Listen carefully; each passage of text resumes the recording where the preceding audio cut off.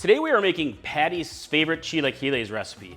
Chilaquiles is the ultimate Mexican breakfast. It is crispy homemade tortillas tossed in a homemade sauce with some fried egg on top, lots of toppings.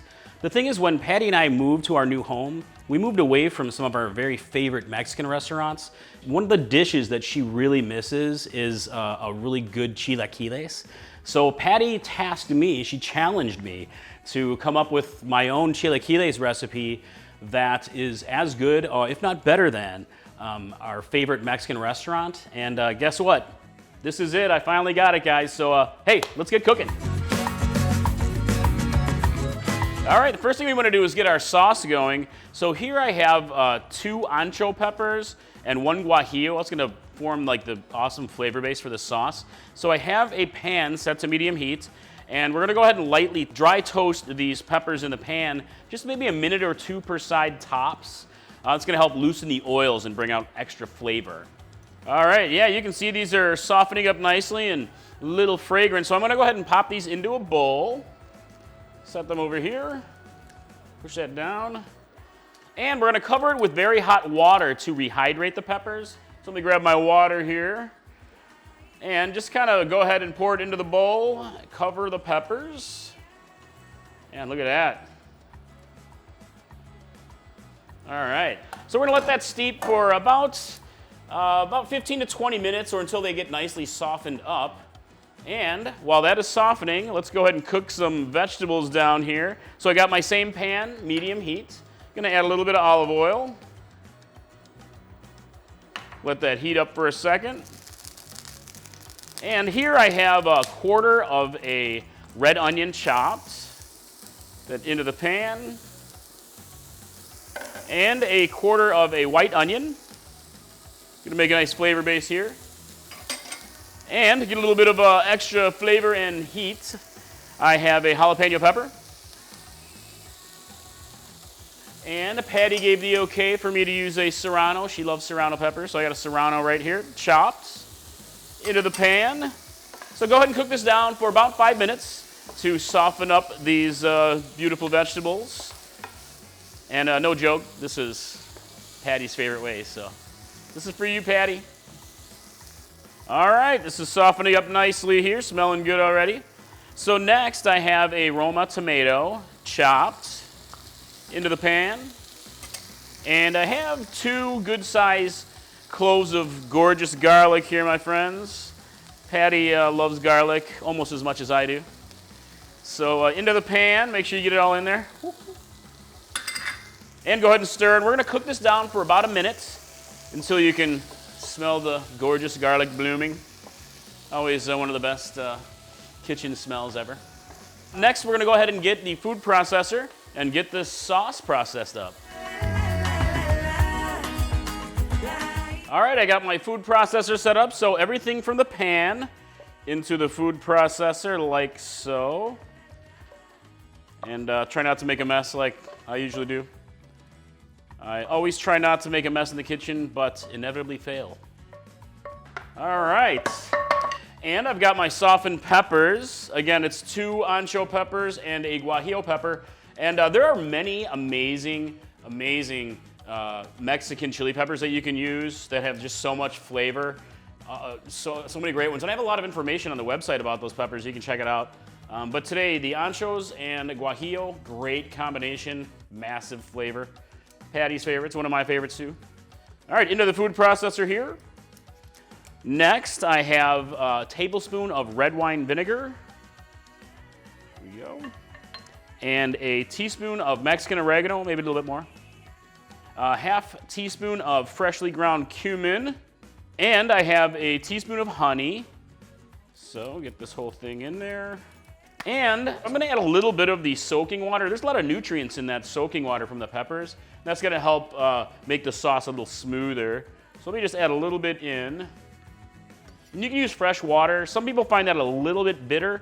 I like the flavor, but it actually can be a touch bitter. So you can use fresh water as well if you wanna make the sauce a little thinner.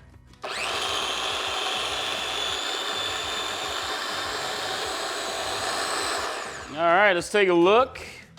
Oh yeah, looking real good there. So I'm gonna add a little bit more of the soaking water just because it looks a little thick for my needs today, just a bit. And process it a little bit more, get it smoothed out. All right, look at that. Yes, looking good, looking good. Yes, you can see this is a nice consistency. And at this point, you can set this aside or you can go ahead and strain it. If your food processor isn't the best, sometimes you can get little bits of the skin in there. And if you want it to be nice and smooth, just push it through a sieve or like a food mill. I use a food mill a lot.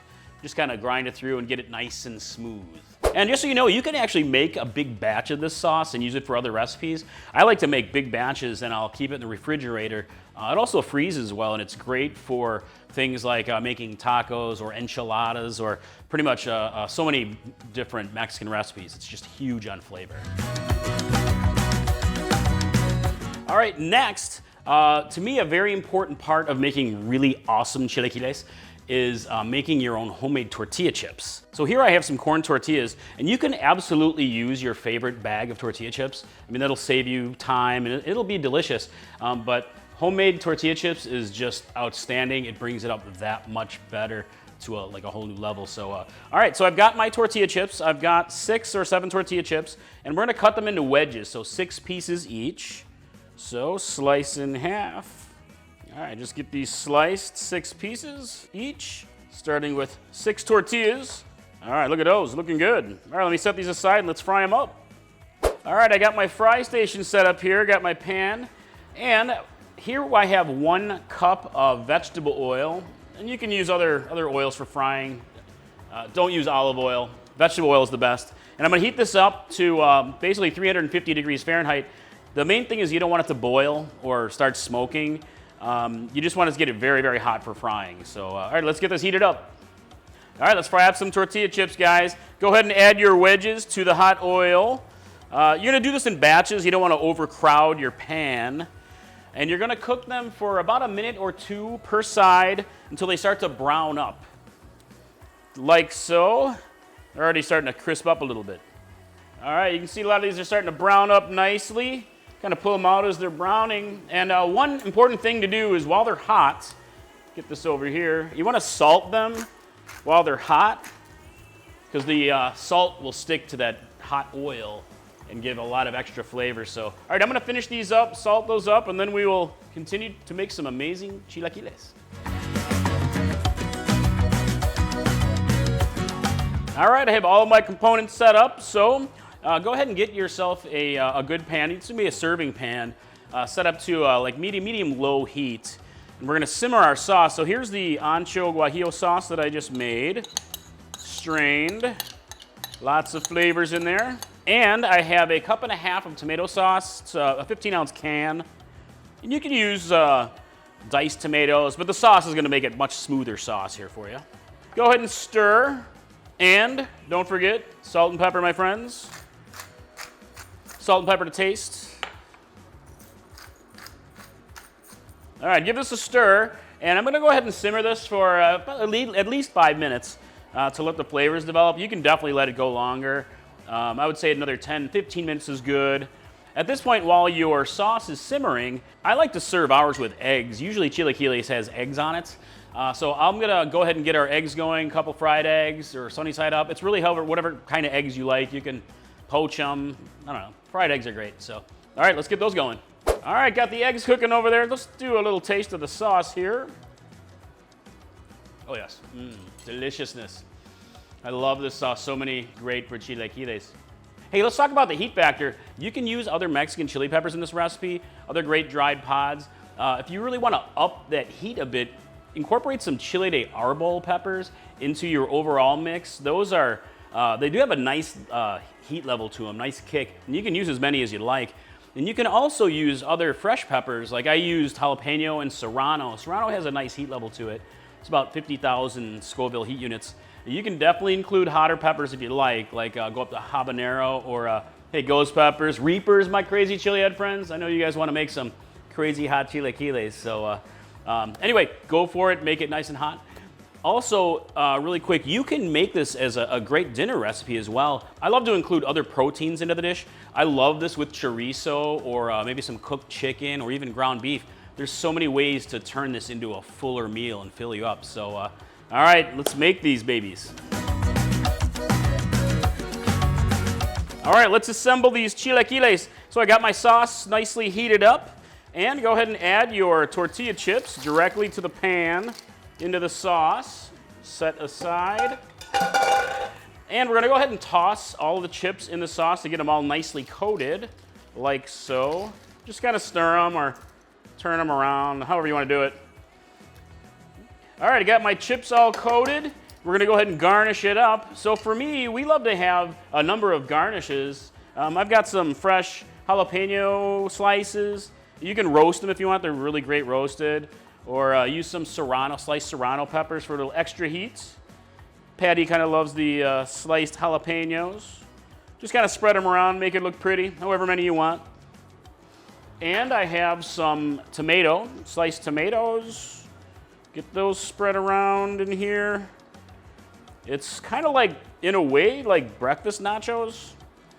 They're just crazy delicious, man. We love these. I can eat these every single day. And I have some homemade queso fresco. So easy to make. Look at that. It looks good, huh? Woo-hoo, deliciousness. And some cilantro. Just however much you like. You can chop it more if you want to. And I do have some avocado. So go ahead and layer in your avocado here. Nice fresh avocado always makes recipes delicious. And don't forget your eggs. Here we go. Oh yes, look at that. Patty, what do you think? I snuck a taste when you weren't looking. Outstanding. Yeah. All right, let's give it a taste.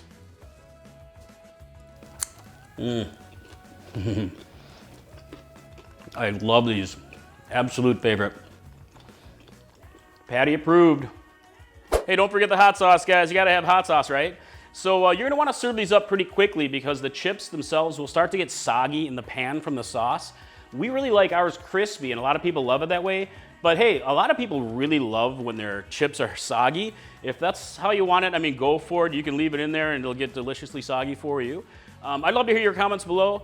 Do you like it crispy or do you like it soggy? I mean, which team are you? I totally wanna hear it. So, hey, if you have extra chips left over, you can make this the next day because the chips totally last for a few days easily. But if you're looking for something else to try with those amazing chips, try my queso fundido recipe. That is nice and cheesy and it's a great appetizer and I think you're gonna love that one. So, hey, I hope to see you in the kitchen next time. See you guys, bye.